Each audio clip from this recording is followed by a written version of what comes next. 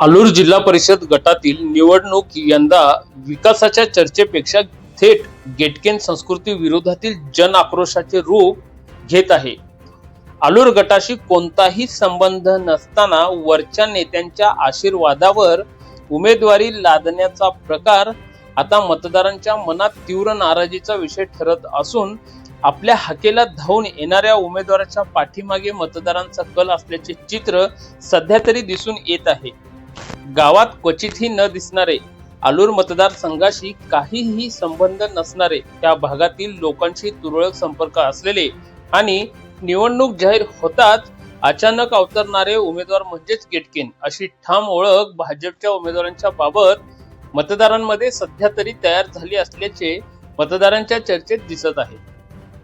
फक्त मोठ्या नेत्यांच्या सोबतीचा उमेदवार अशा संतप्त प्रतिक्रिया अलूर गटातील गावोगावी व्यक्त होत आहेत। अलूर मतदारसंघात अनेक मातब्बर उमेदवार लायक असताना गेटकेन उमेदवार मतदारांवर लादणे म्हणजे गेटकेन संस्कृती म्हणजे स्थानिक कार्यकर्त्याला डावलणे, जनतेच्या मतांचा सौदा करणे आणि सत्तेसाठी कुणालाही पुढे करणे हे वास्तव आता मतदारांच्या लक्षात आले असून त्यामुळेच बाहेरचा नको, स्थानिक माणूसच हवा ही भावना थेट मतदानाच्या निर्णयात बदल घडवत असल्याचे चित्र आहे। राजकीय निरीक्षकांच्या मते अलूर गटाला असा प्रतिनिधी हवा आहे जो गावात राहतो, लोकांशी जोडलेला आहे, प्रश्न ओळखून हाकेला धावून येतो।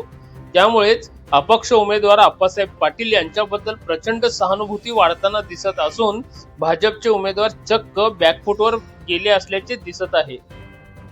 अलूर गटातील ही निवडणूक आता केवळ एका जागेपुरती मर्यादित न राहता गेटकेन राजकारणाला कायमचा धक्का देणारी ठरणार आहे।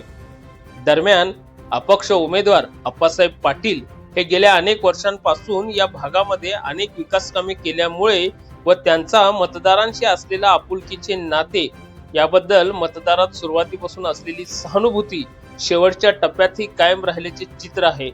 त्यामुळे लोकभावनाविरुद्ध बड्या नेत्यांनी घेतलेला निर्णय आणि लोकांच्या खऱ्या भावना हे मतपेटीतून उघड होणार आहे। मुरुम शहर व परिसरातील सर्वच प्रकारच्या बातम्या पाहण्यासाठी आम्ही मुरुमकर यूट्यूब न्यूज पोर्टल व फेसबुक पेजला सबस्क्राईब करून फॉलो, लाईक, शेअर, कमेंट करायला विसरू नका। धन्यवाद।